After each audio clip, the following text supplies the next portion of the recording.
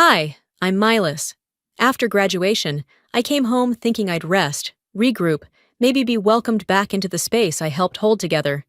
But the only thing waiting for me was a rolled-up mattress under the stairs. And silence. My parents gave my room to my sister, said she needed more space. No one asked me. Then I found my sketchbooks in trash bags. My college laptop wiped clean. They didn't scream at me. They didn't kick me out. They just slowly erased me. So I moved next door and built a pool. But want to know what they did after that? Because the worst part wasn't sleeping on the floor. It's what they said when I was finally gone. When I pulled into the driveway, the house looked the same. White trim, blue shutters, flower pots Vera replaced every spring like clockwork.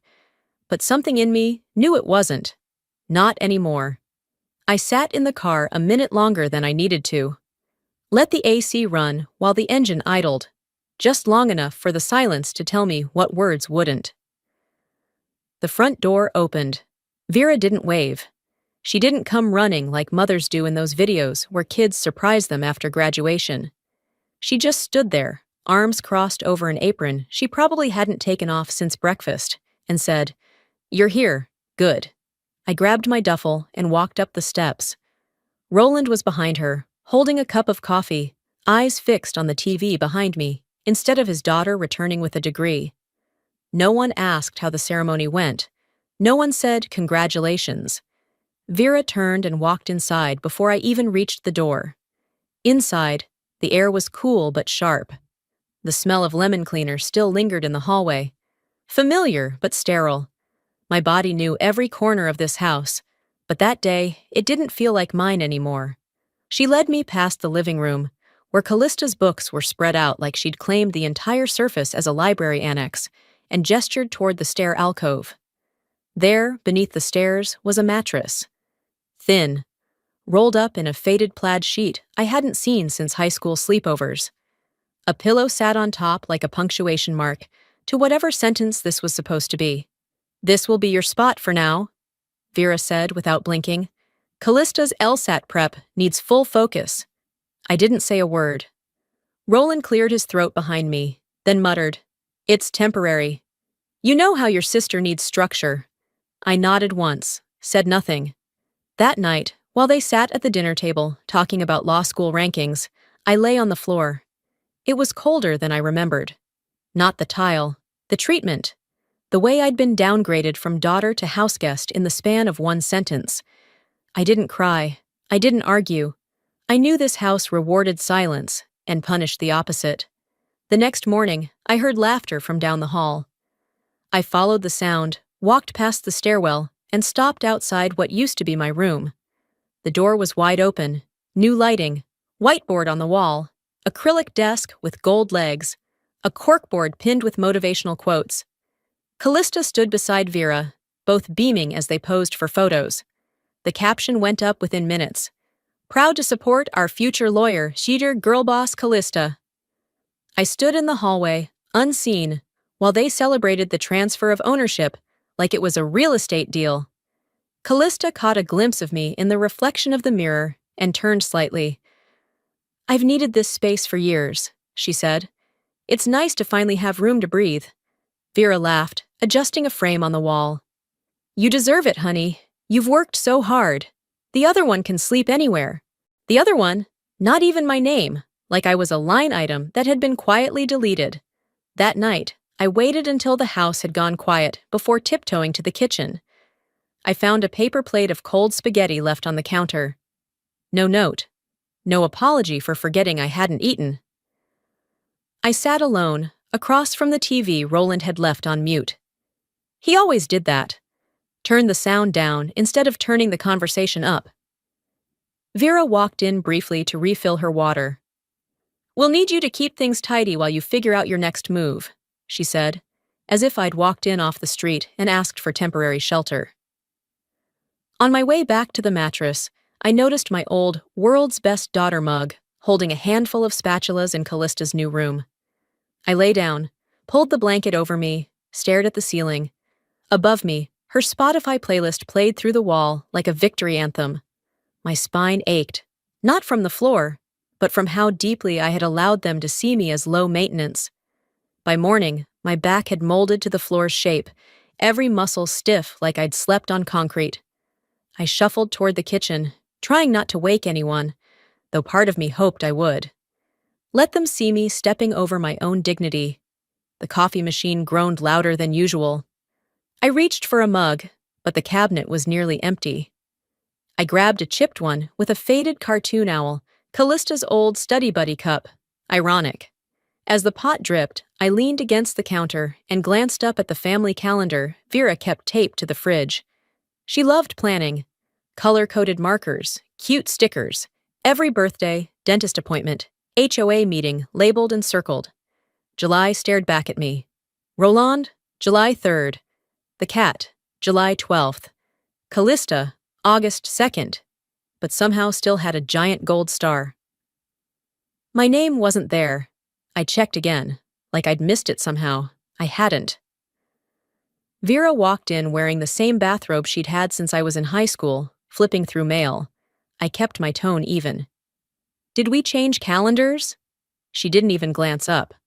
Oh, I guess I forgot to add yours. You're an adult now, right? I didn't respond. Just turned back to the coffee, pretending I hadn't heard what I'd heard. But my birthday wasn't something you forgot. It was something you erased. Later that evening, after dinner, which I cooked, by the way, I curled up in my corner beneath the stairs with my laptop. I scrolled social media while the house fell quiet. Notifications lit up the screen, mostly ads, and a few congratulatory comments for Callista's latest mock LSAT score. Then I saw it. A Christmas post from Vera. The picture had been taken last year, in the living room. We were all there, me on the edge of the couch, Roland holding the cat, Callista in the center. I remembered that day. I had worn a sweater I thought Vera would like. The caption read, "Grateful for family, just us three." I checked the tags. Roland. Callista. No, Mylis. The comments made my throat tighten. Beautiful family, just 3 of you now? And below that, a heart emoji from Vera. Not a correction, not a clarification, just a quiet nod. My face was still in the photo, but I had been digitally erased, the way people crop out X's in old memories. It wasn't grief, it wasn't resentment, it was strategy. The next day, the weather turned warm enough to open windows. I sat on the porch step just after dusk, sipping cold tea. Across the fence, Vera's voice floated through the hedges as she chatted with our neighbor, Mrs. Hartley. "Callista's doing amazing. It's her time to shine now," Vera said brightly. "Mylis? She's still finding herself." I froze. Mrs. Hartley replied, with that uncomfortable hum people make when they don't know what else to say. You could hear the shift in energy like someone dimmed a light. "They didn't forget me," I whispered to myself. "They chose not to see me, and in doing that, they made sure everyone else stopped seeing me too." Back inside, the house smelled like leftover pasta and lemon cleaner. No one spoke to me that evening. Callista was on FaceTime in her room. Vera folded towels in silence. Roland watched a documentary in the den, volume just loud enough to pretend he didn't hear anything else. The next morning, I walked into the kitchen to grab my charger. On the counter sat a cake box from that bakery Callista liked, the kind with gold ribbon and a wax seal on the front. Written on the box, in Vera's handwriting, "To Clarissa, our star." I stood there for a long time. My birthday was in 5 days. Nobody said a word. I didn't touch the cake box, just stared at it long enough to memorize the handwriting. Vera had taken her time on the lettering. Neat, slanted, almost proud. Like she was etching her approval into sugar and frosting. I slipped my charger into my bag and walked out without saying anything. The air outside was heavy, thick with early summer heat, and everything I hadn't said. The next morning was a Sunday, quiet in the way that used to feel peaceful. Now it just echoed. I walked into the kitchen again, hoping for coffee, and maybe silence that didn't hurt. Roland was in his usual spot on the couch, half watching a golf tournament. half dozing with the remote balanced on his stomach. I lingered by the sink before finally asking, "Dad, do you think I'll get back on my feet soon?" He blinked at the TV, didn't look my way. "Things have a way of working out, kiddo. You just gotta ride the wave." I waited. Nothing else came. No, "You've got this." No, "We're proud of you." Not even a glance. He didn't throw me out, but he also didn't ask me to stay. After lunch, I stepped out the side door to shake off the weight in my chest. That side yard had always been a place where forgotten things collected: old planters, broken pool toys, busted folding chairs. This time, it was my turn. Near the garbage bin sat a box, medium-sized, worn, marked in black Sharpie like something out of a yard sale. My Ellis. Old books, art junk. At first, I thought maybe it was something Vera had pulled from the attic, something she'd meant to donate and forgot. But the handwriting was recent. Clean, fresh ink. I knelt down and peeled the top open. Sketchbooks from college, including my final portfolio. The small lava lamp I'd used in my dorm. And a birthday card, still sealed, from Aunt Narita. I knew that envelope. She always used the ones with the floral print borders. The weight of it all hit slower than I expected. No rage, just realization. They were packing up pieces of my life like it was clutter, expired inventory that no longer served their aesthetic. I left the box where it was. Back inside, I walked past Callista's room. The door was half open, her voice floating out as she practiced an opening statement into her phone like some faux courtroom. On the door, a custom nameplate read, "Callista R. Simmons, Future JD." Someone had printed it and laminated it. Vera's touch, no doubt. I kept walking, eyes straight ahead, heading back toward my corner under the stairs. Vera was coming from the laundry room, arms full of sheets. She stopped just long enough to say, "Can you keep the stair area clear today? It's getting a little cramped when the laundry's out." She said it without malice. No snide tone, just casual, like asking someone to move their shoes. I nodded. Didn't argue. Just filed it away. That night, I pulled out my sketchbook, the one they hadn't found yet, and opened to a blank page. I didn't draw, didn't plan. I wrote one line in pen, so firm it bled through to the next sheet. She chose Callista, Dad let her. Then I closed the book and turned off the light. The next morning, I woke up earlier than usual. The house was still, quiet in that eerie way right before something cracks. I gathered my things to head out for a coffee, not because I needed the caffeine, but because I needed a reason to be somewhere else. The library was a 15-minute walk. I liked passing the bakery on the corner, the one that smelled like sugar and memory. Callista used to beg for their cinnamon rolls when we were kids. Now she just ordered protein bars online. I stopped by the coffee shop across the street, ordered a black drip, and tapped my card against the reader. Declined. I tried again, slower. Like that would change the outcome. Declined. "Want to try another?" the barista asked politely, but loud enough for the woman behind me to hear. I fumbled for my phone, logged into my banking app. The screen took longer than usual to load. Then it showed the message that burned through my chest. Account closed by Guardian. It was the same account Vera had helped me open in high school. She'd called it my safety net, said it was there for emergencies, for the unexpected. I guess I didn't realize I had become the emergency. I left the coffee on the counter, walked outside with nothing but questions in my hands. That afternoon, Vera announced we were having a family talk after dinner. She even made lemonade and brought out the good cookies, the ones from the bakery she only used for holidays and Callista's achievements. We sat around the table like strangers playing house. Roland flipped his phone screen down, a silent declaration that he wouldn't be helpful. Callista had a highlighter in her hand, underlining something on a law prep sheet like the rest of us weren't there. Vera leaned back, crossed her legs, and smiled. "So, I know we've had a bit of a rough patch, but I'd really like us to keep things light. Callista's mock scores came in, top 5%. Isn't that amazing?" I looked down at the table. My hands were steady, but my voice had to fight through a layer of disbelief. "You closed my bank account," I said flatly. Vera didn't flinch. "It was under my name. It wasn't a forever thing." "You didn't even tell me," I replied. She sipped her lemonade. "Let's not bring that energy here. We're trying to keep this house positive." Positive.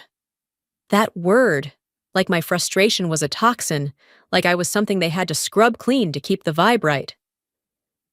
Roland didn't say a word, just folded a napkin into smaller and smaller squares. Callista smiled behind her glass. "Maybe this is your sign to finally start something on your own." I stared at her, at them. This wasn't a conversation, it was a verdict. Later that night, I climbed the stairs slowly, past the closed door that used to be mine. A sign now hung outside. Callista's study zone, do not disturb. It was laminated. I kept walking. Back at the bottom of the stairs, I sat on the floor and opened my sketch pad again. No doodles this time, no poetic lines. Just the truth. When you're labeled a problem for pointing out pain, you learn to stop sharing. And maybe that's what they wanted all along. Not to help me heal, but to make sure I stayed quiet enough not to embarrass them. I pulled out my laptop, opened a blank spreadsheet, and titled it, Steps to Independence, Phase 1. I started with what I had, listed my shifts at the diner, my design clients, my savings, what little remained. I didn't know what I was building yet, but I knew it wouldn't have their names on it. The days blurred after that. Between shifts at the diner and late nights sorting design files, I barely had time to breathe, much less feel. But something had shifted inside me. I wasn't waiting for their permission anymore. I was building something that didn't require it. That Wednesday, I came home early from a client consult. They'd needed help visualizing a new brand for their gardening service, and for the first time in weeks, I'd left a meeting feeling seen. Valued. Like what I made had weight. The sun was still out, casting sharp lines through the side hallway as I stepped through the laundry door. I almost didn't notice it at first. The black trash bag tucked beside the washer. Ordinary, out of place only because it had my name written on it in thick marker. Mayless. Old clothes, art stuff. I froze. For a second, I told myself it must be a mix-up. Maybe Vera had boxed something for donation and grabbed the wrong bag. But the handwriting was hers. Sharp, tidy, deliberate. I knelt and opened it. On top, my senior portfolio, still bound in the blue folder I had used for my final critique. Below it, my high school art medals. Not many, but they had once meant something. At the bottom, a bent envelope. The card Nerida had given me last birthday, still sealed. I'd kept it tucked away for when I needed a reminder that someone in this family still saw me. And now it sat in a bag meant for the curb. I stood in the kitchen doorway for a moment before walking in. Vera was at the sink, rinsing strawberries. Callista sat at the island scrolling on her phone. "Who moved my things?" I asked. Vera didn't look up. "We needed to make space. You hadn't touched those in years." Callista chuckled softly. "I thought that lava lamp died back in college." I didn't respond. I didn't give them the pleasure of reaction. But I saw it clearly now. They weren't throwing me out in one dramatic act. They were dismantling me quietly, one object at a time. That evening, I passed by the dining table as Vera sorted through envelopes. A cousin's wedding was coming up. I paused to glance at the stack, white with gold trim, classic. One caught my eye. The ink looked smeared. I reached for it. My name had been written, then crossed out. Below it, in cleaner ink, Callista. "That was mine," I said, holding up the envelope. "You're not going, are you?" Vera asked. "Callista's representing the family." Callista didn't even look up. "It's more my crowd anyway." I stared at the paper. It wasn't just an oversight. It was a reassignment. Like my spot in the family was transferable. Optional. I walked out without another word. Later that night, I sat on the porch. The air was thick with June heat and the hum of mosquitoes near the screen. I opened my laptop and typed slowly, methodically. Exit strategy. Independent within 90 days. I listed every shift I could pick up, every freelance contact I hadn't yet reached out to. I wrote down my weekly grocery budget, canceled every subscription that wasn't a necessity. Then I printed it, folded the sheet once, wrote in all caps across the top. This time, they don't decide. I went to bed just before midnight. As I passed the back door, I glanced at the laundry corner again. The trash bag was gone. But through the side window, near the curb, I saw it. Set out with the others. That morning, I couldn't stop checking Zillow. Not for escape fantasies or faraway listings in places I'd never afford. Just curiosity. Local homes, nearby streets. I told myself it was harmless. I wasn't going anywhere. I didn't have the money. But something in me was restless. An itch under my skin that I couldn't explain away anymore. After lunch, I took a walk. I told Vera I needed fresh air. She didn't look up from her tablet. It had been weeks since I walked the block without rushing somewhere.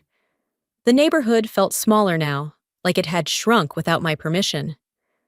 Most of the houses looked just as I remembered them. Neatly trimmed lawns, porch flags, wind chimes still spinning in slow motion. But then I saw it. Next door. A wooden post had been hammered into the lawn, slightly crooked. The sign was red and white. For sale, open house this weekend. I stopped walking. It was the old Jensen house, the one with the pale blue shutters, overgrown hydrangeas, and a gate that always squeaked no matter how much you oiled it. I used to play there as a kid. Hide and seek in the backyard, popsicles on the porch. It had been empty for years. But now, I stood at the edge of the sidewalk staring at it, heart thudding. It wasn't just a house. It was next to theirs. Not with them, but visible. Side by side, but separate. The thought planted itself like a seed. That evening, I sat on the back steps as the sun folded into the trees. Vera stood in the garden, clipping dead leaves with the neighbor, Mrs. Renly. They didn't see me sitting quietly by the screen door. They rarely did. "She's just staying temporarily," Vera said, voice light, like this was a weather update. "Callista's the one really building a future. She's got direction, that's the difference." Mrs. Renly hummed her agreement, or at least didn't object. That was the safest thing to do with people like Vera. Nod, smile, avoid the mess. I didn't cry, I didn't flinch. That sentence was a verdict. It wasn't spoken in anger. It was said with certainty, like she was reporting the news, like it was settled. She wasn't clarifying my place. She was erasing it, just softly enough not to be called cruel. That night, I crawled into my corner beneath the stairs and stared at the laptop screen until my eyes burned. I opened a new tab, typed First-Time Homebuyer Resources. Another tab, FHA Loans, Texas. Then, Freelance Design Average Income, and another, How to Estimate Renovation Costs. I read for hours. Then I pulled out a piece of scrap paper from the bottom of my bag and drew a rectangle, added a desk, a window, a bookshelf. Then I drew a small patio and a pool. Not a big one, just enough for one person. Enough to float, breathe.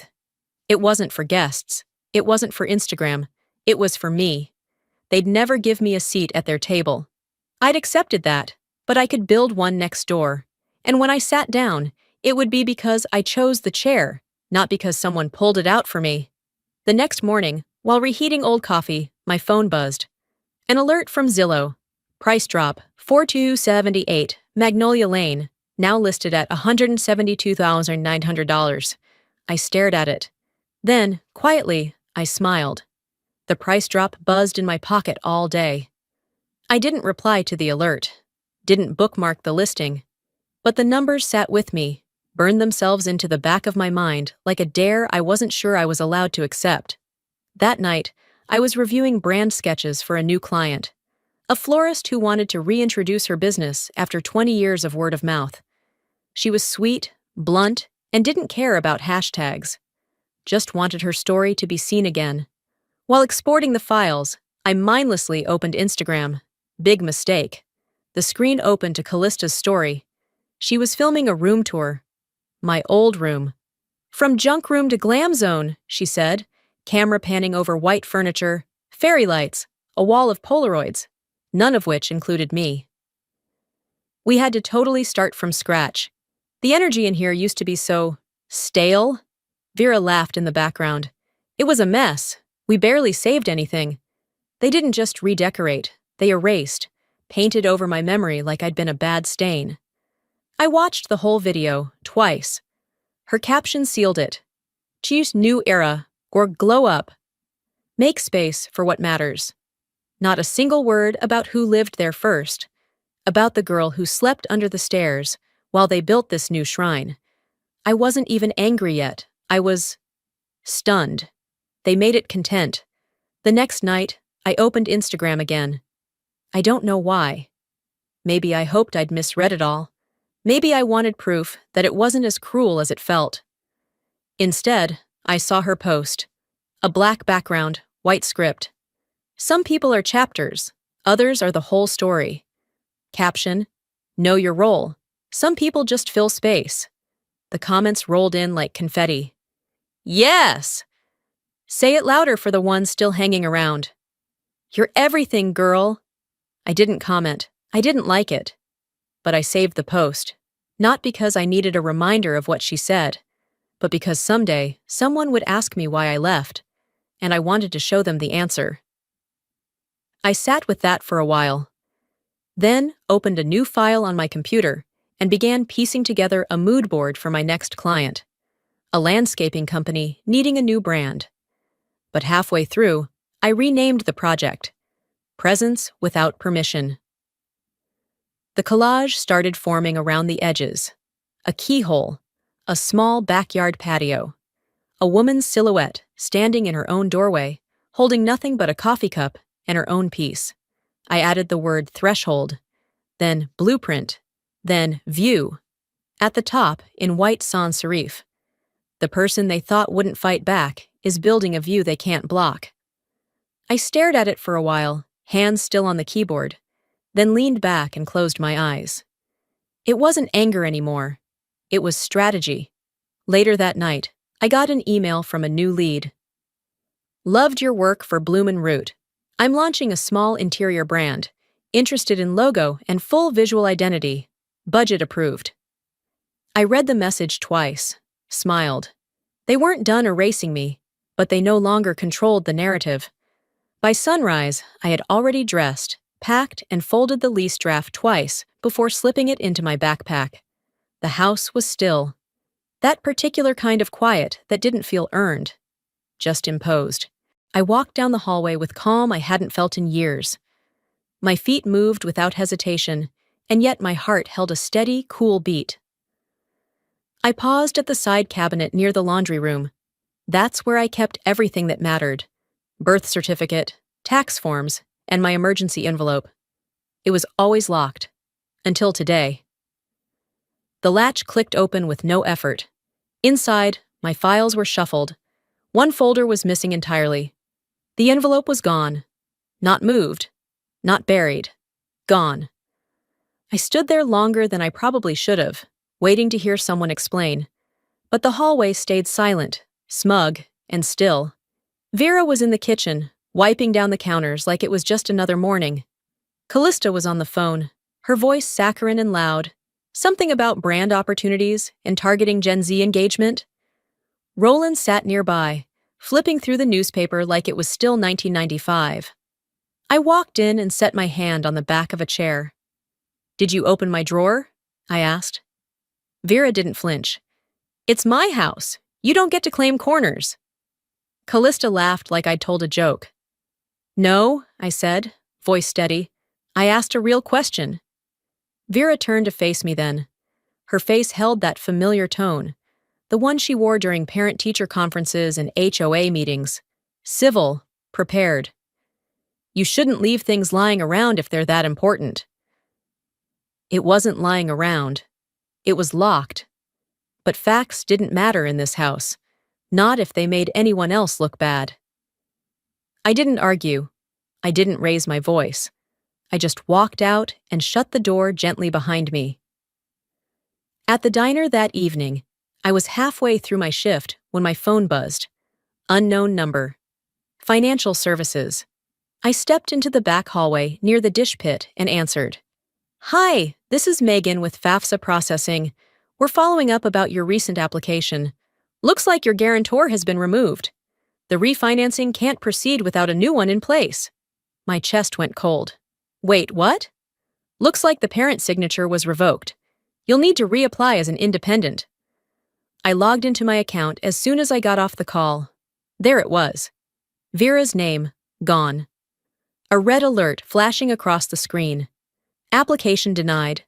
Below that, in clean blue font, Clarissa Simmons, financially independent, verified. It didn't take a genius to figure it out. They didn't just stop supporting me. They handed the whole playbook to Callista. My mother hadn't just stepped back. She'd switched teams. Back home, I didn't waste time. I walked straight past the kitchen. Didn't wait for a pause in Callista's call. Didn't acknowledge Vera as she loaded the dishwasher. I went to my corner, grabbed my duffel, pulled out the printed lease from my bag. I folded a towel slowly, deliberately. I packed only what was mine. No borrowed chargers, no shared mugs, nothing that could be debated later. I pulled my key off my lanyard and set it on the kitchen table. No one looked up. I didn't say goodbye. There was nothing left to end. They had stopped calling it home long before I ever dared to leave. I walked down the front path without hesitation. The porch light flickered behind me like it always did. A glitch no one ever cared to fix. The night air wrapped around me, calm and sure. I didn't turn back. The next morning, Vera opened the fridge to reach for the orange juice. A post-it note stared back at her, stuck squarely in the middle of the carton. In my handwriting, I'm not yours to edit. The morning after I left, I took my coffee out to the porch of the villa, my porch now, and sat barefoot on the top step. The quiet was different here, less choreographed. I didn't have to listen for footsteps or silence my own. I could just exist. The lavender plants I'd placed in recycled pots lined the edge of the walkway, still recovering from their transplant shock. Kind of like me. I finished the last sip and headed out for a client meeting across town. The coffee shop was on Main, 2 blocks from the community center. Familiar. A little too familiar. After our project review, I stood in line for a refill. The barista, someone who had known me since high school, tilted her head when she saw me. "Didn't know you were back in town," she chirped, pushing the lid onto my cup. "Visiting for the week?" I smiled. Polite. Warm enough not to start anything. But something sharp caught behind my ribs. "I never left," I said.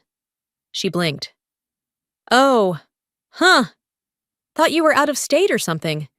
I shook my head and walked out. They hadn't just erased me inside the house. They'd rewritten me outside it too. The next Sunday, I heard it from someone in the HOA. Apparently, Vera and Roland had attended one of the monthly brunches, the ones where everyone brought deviled eggs and swapped gossip under the guise of civic pride. The Simmons family still played their part. "She's thriving," Vera had said proudly. "Callista's deep into her pre-law program. She's got real direction." Someone at the table, Mrs. Hensley, I think, had asked, "And my lease?" Vera's tone had shifted, a beat too soft, a touch too rehearsed. "She's exploring. You know how it is with creatives." Roland didn't speak, just poked at his plate, quiet as ever. The person telling me this had looked a little embarrassed just repeating it. I think everyone could feel it, that pause. I nodded. I already knew that silence. I'd lived in it. That pause? It said everything. Later that week, I was out front trimming dead leaves from the lavender when Mr. and Mrs. Ellis walked by. They were older, had been neighbors since we were kids. We'd borrowed sugar from them more times than I could count. They stopped at the edge of the path, looking over the hedges. "Well now," Mrs. Ellis said, "we heard you moved in here. It's really beautiful what you've done." I glanced up, unsure how to take it. Thank you. It's quiet, she added after a moment. But powerful. She didn't mean the decor.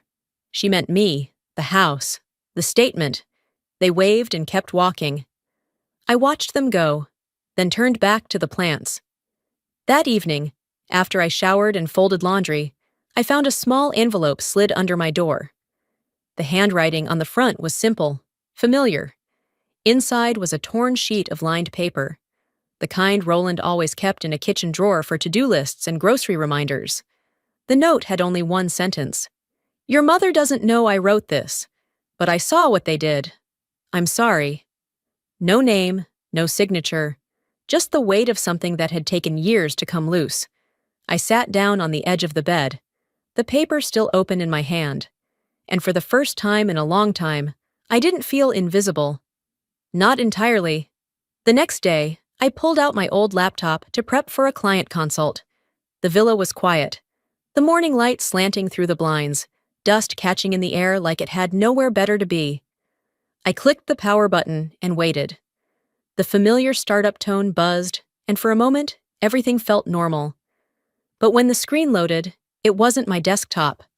No folders, no documents. Just a bland, factory reset home screen like the machine had never belonged to anyone. I opened the file browser, checked every drive. Nothing. My portfolio. My client templates. Gone. At first, I thought it was a glitch, a system failure. Then I remembered something. Months ago, Callista had borrowed my laptop, said her own was running updates, and she had a last-minute submission for a legal fellowship application. She was frantic, loud, pacing, so I handed it over without a second thought. Now, everything I had ever built inside that drive was erased, not wiped by accident, deleted with intention. I sat back in the chair and let that sit in my chest for a full minute. It wasn't the files. It was the fact that someone looked at my work and decided it was expendable. That afternoon, I went to the grocery store to restock on the essentials. Almond milk, oats, spinach, candles. I'd learned how to shop for solitude. While loading a small bag into the back seat, I heard my name. Malis! I turned. Vera stood by the trunk of her car, chatting with a woman I vaguely recognized from church years ago. A social smiler, the kind who always found a way to ask about your life in front of others. Vera waved me over. Look who's here! I nodded, polite. The woman smiled and asked what I was up to these days. Before I could answer, Vera jumped in. Oh, she's doing some fun artsy stuff. Designing social media logos and such. Creative outlet, you know? It was the way she said fun, like I was coloring at a diner table with crayons and a placemat. I let the pause stretch. Then I met the woman's eyes and said, Actually, I just wrapped a full brand campaign for a regional wellness chain. You'll see my work on the billboards down by Main Street next month. The woman blinked. Vera blinked harder. I didn't stay for the awkward follow-up. That evening, I sat out on my patio with my laptop, logged into my site, and hit Update. I uploaded the latest campaign, rewrote the About section to reflect what I had actually done, not what they thought I did. I didn't need applause. I needed presence. They had written me out of their story. So I started writing my own. That night, I checked Instagram one more time. I know, I shouldn't have, but I did. Callista had posted another selfie, hair curled, blazer sharp. The caption read, When you're the one the family believes in, some people were born to inspire, others to follow. There was no mistaking who that was for. I didn't react. I didn't scroll. I took a screenshot, saved it to a folder titled Fuel. Then, I opened a client presentation I'd been prepping and added a new title slide, How to Own the Story Without Saying a Word. The sunrise filtered in slow, golden, and quiet through the back window of the villa. My villa. I poured hot coffee into the chipped ceramic mug Nerida had sent me years ago, back when I still thought birthday cards from her were the only proof I mattered. I didn't dress up, didn't need to. I was home. The curtain over the sink window stayed open that morning, and I didn't close it. Let it face Vera's kitchen. Let it frame her view the way she'd spent so long trying to edit mine. At some point, I felt the familiar weight of her gaze through the blinds. I didn't shift, didn't wave. She blinked and turned away, like she'd seen something she wasn't ready to name. The pool out back was still unfinished. The tiling had just been sealed, but the water hadn't been filled yet. And still, it reflected the sun with a kind of discipline I envied. This piece wasn't gifted. I fought for every inch of it. That afternoon, I was pulling weeds near the lavender bed when I heard the creak of the side fence. Roland stood there, one hand gripping the wood, the other shoved into his pocket. He looked like someone who'd wandered into the wrong memory. "You really did it," he said, barely above the wind. "I did," I replied, not looking up from the soil. He paused, watching me gather dead leaves into a small pile. "Your mom. She doesn't know what to do with it." "She doesn't have to," I said, standing up straight. "I didn't build it for her." He nodded. That kind of nod you give when there's more to say, but not enough courage to say it. We both knew that was his way of admitting he saw it all, that he'd always seen it. But silence was easier than truth in our house. I didn't resent him for it anymore. I just stopped needing anything from it. Back inside, I turned on my laptop in the office, my office, and opened an email draft. A clean line across the top read, "Client, Serenity Wellness." I attached the final brand package, color palette, logos, social templates, mission statement copy, all designed from a place that was entirely mine. I added a quick note. "Dear Nina, please find the final assets attached. Thank you for trusting me with your vision. It was an honor to build it from this new space. Warmly, Milas." Before I hit send, I looked at the wall across from me. On it were pinned prints of my last 3 projects. A photo of me and Nerida from a beach trip 3 summers ago, and her handwritten card, framed in matte black. Proud doesn't begin to cover it. The patio called to me in that soft evening kind of way. I carried my mug out, barefoot, letting the warm wood settle beneath me. The sky was that quiet pink gray just before dusk. My favorite. I sat by the pool, feet just skimming the smooth concrete edge. Then, the sound of a door sliding open. Vera stepped out slowly, a trash bag in one hand. Her shoulders were tense. She moved like someone unsure of her welcome. Her eyes landed on me. We didn't speak. She paused. Then she turned back inside, and I stayed exactly where I was. I didn't move. I didn't shrink. I didn't smirk. I just breathed. The next evening, I was wiping down the kitchen counter when my phone buzzed. I expected a delivery update or a client invoice. Instead, it was a message from Kimberly Saunders, someone I hadn't spoken to since sophomore year. We were never close, mostly just shared study guides and traded glances when teachers asked for volunteers. Her message was short. "Hey, did your mom really post this? It's kind of wild." A YouTube link followed. Curiosity got the better of me. I clicked. The video was titled, "Raising Women of Value, My Journey as a Mother." There she was. Vera, hairpinned, blazer pressed, eyes locked on the camera like it owed her something. She spoke about values, discipline, how motherhood is a series of strategic investments. She talked about raising daughters who lead. Callista's name came up 6 times. Her LSAT scores, her volunteer work, her potential. I watched the full 22 minutes. My name was never mentioned, not once, not even a footnote. When the video ended, YouTube queued up a makeup tutorial. I clicked X and shut the laptop without flinching. I didn't rage, I didn't shake. I just stood up, walked to the back door, and opened it. Outside, the pool caught the last traces of twilight. That light blue that almost looks silver if you squint hard enough.